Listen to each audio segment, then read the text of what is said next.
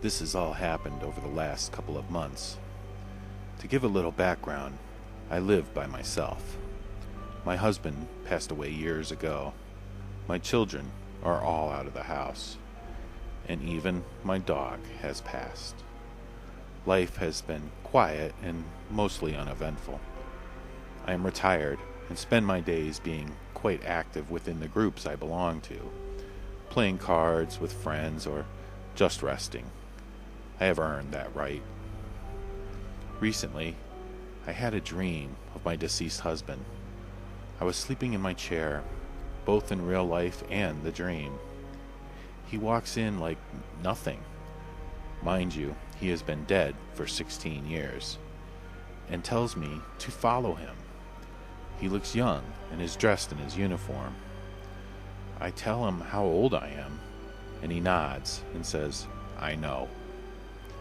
He gestures for me to follow him, and I am happy to do so. We walk out of the house and down the street. I ask, "Where are you going?" But he doesn't say. He just flashes that charming smile of his. I notice there is a light in the distance, which is getting brighter. Then I wake up from a huge bolt of lightning, causing extra loud thunder. It was a terrible storm. I was disappointed, and I tried to go back to sleep to continue the dream, but it had ended. After I was more awake, the dream had frightened me. I was happy during the dream, but my conscious mind became fearful when I awoke. Was it a premonition of something bad? Or perhaps even my own death? Anyhow, I'm not sure if the dream ties into this, but several strange things have happened around the house lately.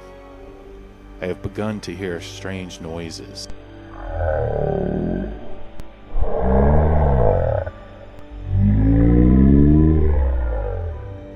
Unexplained sounds that I have never heard throughout the house, which I have occupied for 15 years now. I'll hear booms and things falling and cracking, but nothing is ever there, or had fallen when I enter the room to check out the noise. Sometimes I hear whispering.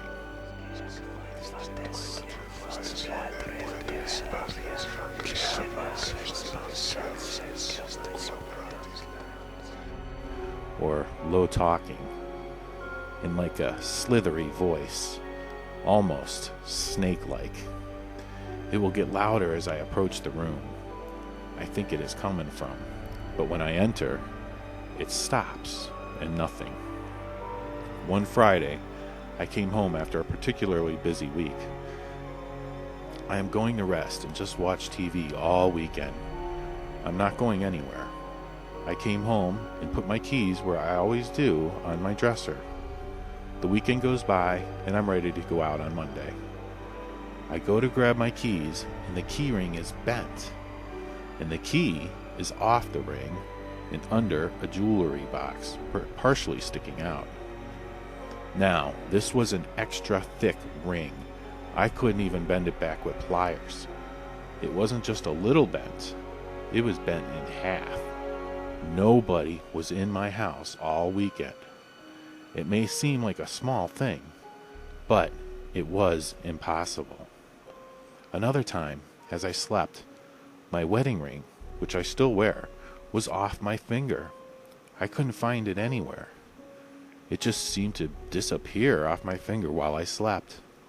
I searched the whole house and nothing. I knew I went to sleep with it on, and when I awoke, it was just gone. A few days ago by, and I get the urge to check this plastic bin. I had looked in this bin several times before, even emptied the contents and shook it completely out. There was no ring. I almost didn't even bother to look in it again because I'm sure it wasn't in there. But my curiosity got the best of me, and I decided to check it out. The ring was sitting on the top of these papers in the bin. It was just sitting there. I didn't have to look for it. It was just in plain sight. I know it was not there before, but now, there it was. Similarly, I lost a bill that was due. I looked for 2 weeks or more for this bill, which should have been on the desk where it belonged. I finally ended up going to the office to have to pay this bill. After it was paid, I found it lying right in the middle of the garage, out in the open.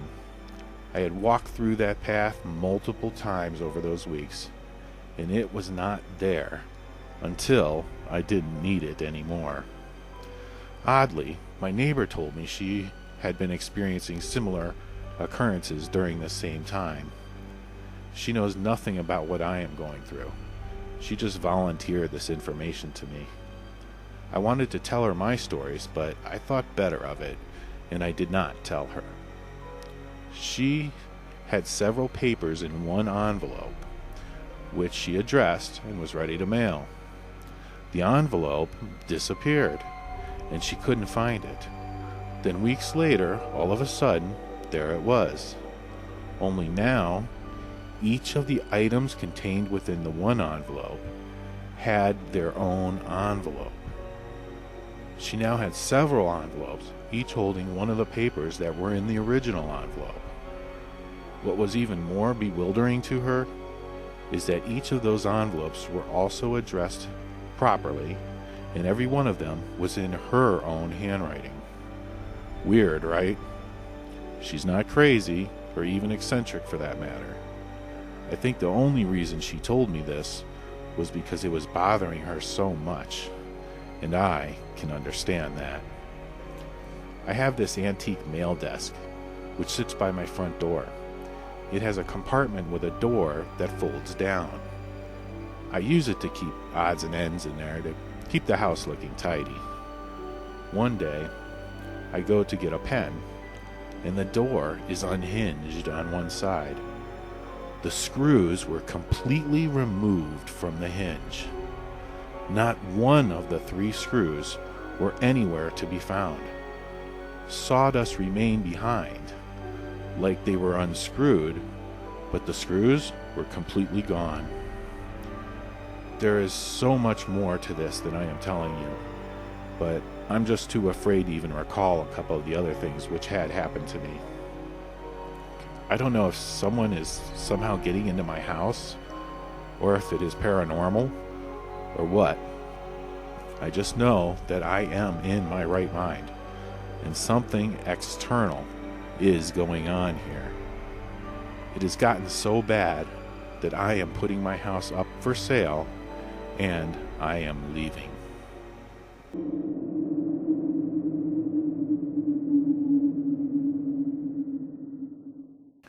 It was the end of my senior year in high school. We graduated and had a great time. My friend and I decided to head down to Florida and stay with my grandma for a few days. It was supposed to be a fun trip filled with good times and parties, which it was. One night, we were heading down to South Beach for a good time. We borrowed my grandmother's car, and it needed gas. So I pulled into a gas station that was beside the road.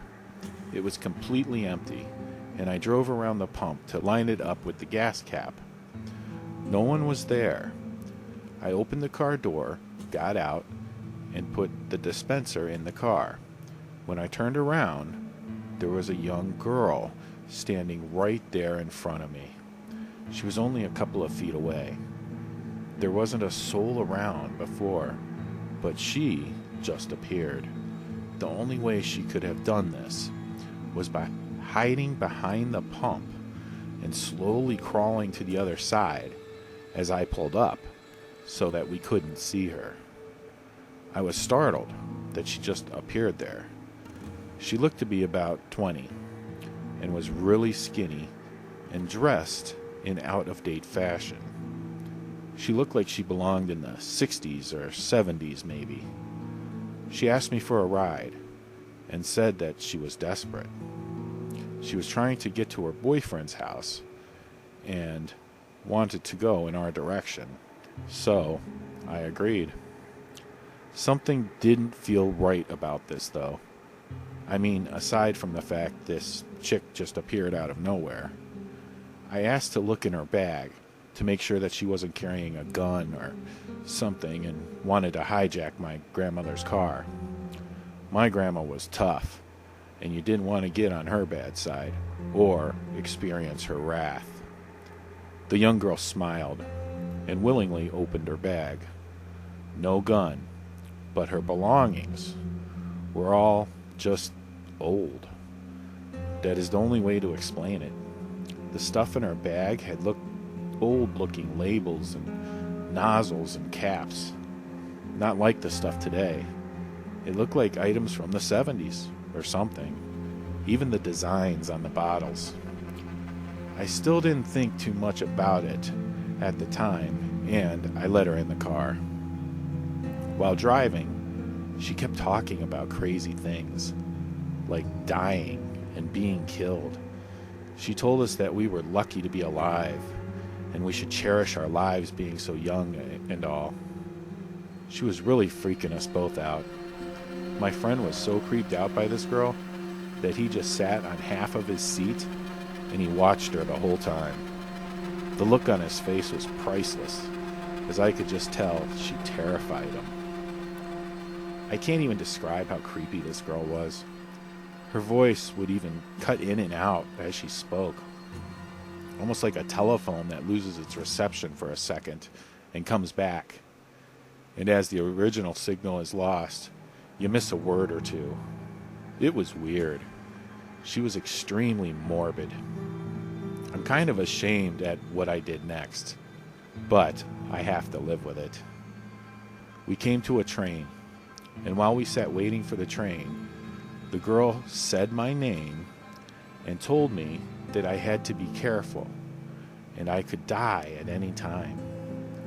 She said those exact words as she touched the back side of my neck. Her hands were ice cold, even colder than that. I freaked out, and I told the girl that we had to turn around and I would just have to let her out here. We couldn't wait for this long train, even though we needed to go in that direction. I just couldn't take it anymore. She nodded and gave me a quick sound, like a one-sound laugh, and she exited the car.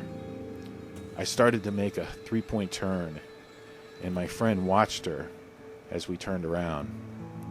As I straighten out the car, he screams, "She's gone!" I said something like, "I know, and a good thing, right?" He said, "No, I mean, she just disappeared." I questioned him in disbelief. "You mean she vanished?"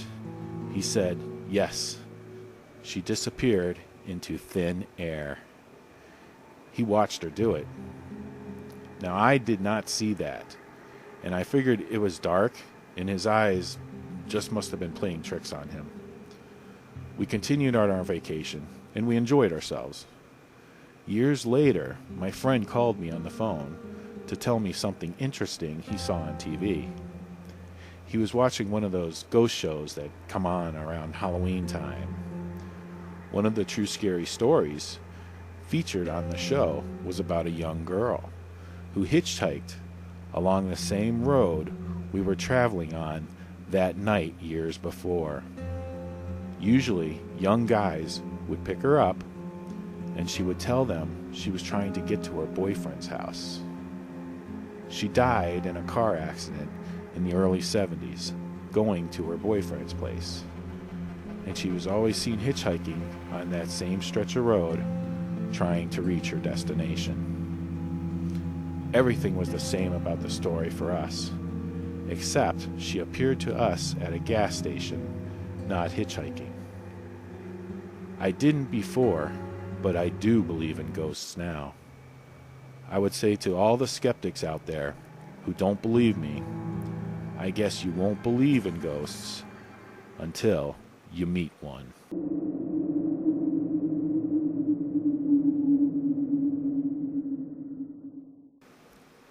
It was the early 1990s. when I had a paranormal experience. My wife and I were newly married, and we moved to an apartment complex in the suburb of a major city. It was close to a job I had accepted, and we were excited and eager to begin our lives. Our daughter was almost 2 at the time, and we couldn't have been happier. There are actually 2 parts to my paranormal story. The first involves this clown doll my wife's sister sent the baby.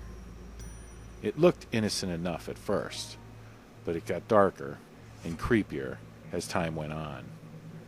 Wherever you were in the room, this doll always seemed to be looking at you. It did not have those shaky googly eyes either. Its eyes were glued on and supposed to look to the left. That didn't matter though. The eyes followed you wherever you were. I hated it. My daughter would often wake up crying and pointing at the doll. My wife refused to get rid of it because her sister had sent it to us.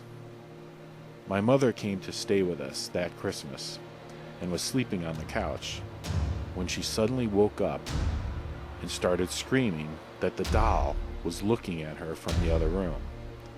She was terrified, and I moved the doll so she could calm down. I did not tell her anything about this doll beforehand. She swore that that thing was evil. I was happy to get the affirmation that it wasn't just me, and somebody else felt it too. How did we get rid of the doll, you ask? Well, we ended up giving the doll to our upstairs neighbor. My wife was telling her about it, and she wanted to see it. My wife showed her the doll, and she liked it. The neighbor asked her little boy if he wanted that doll, and he replied, "No, Mommy, that doll is scary." That just sold her, and she took it. Now, you're probably a little confused at this point, but I should explain that these neighbors were Satanists. A fact that my wife did not divulge right away because she was friends with the woman and didn't want me to say or think anything bad about her. Stupid, I know. Anyways, this brings us to the second part of the story. I don't care what religion you are. If you want to worship Satan, go ahead. That's your business. But if it starts to affect me or my family, then I care. We hardly ever saw this woman's husband, or boyfriend, or whatever he was, I don't know. She, on the other hand, was mostly friendly, and sort of a party girl. She would hang out and drink beers with us some nights. She wasn't mean or evil or anything like that. She was, for the most part, polite, funny, and friendly. I will say that more than one occasion, though, we saw small drops of red liquid, which I thought was blood, leading up the stairs to their apartment. We also were never in their apartment. She always came downstairs to ours. Some strange things did happen in our apartment at times. Unexplained noises, open cabinets, things going missing. You know, that kind of stuff you just chalk up to, that's weird. And you go on with your life. It's not until later you put 2 and 2 together. So one night, we saw all these strange people dressed in robes going into their apartment. They were mostly black, but some were in red and brown robes. We saw at least 8 or so people like that in the parking lot go upstairs to their apartment. We figured there were at least 12 or more in total. I don't know what they were doing, but we heard Gregorian-type chanting coming from upstairs.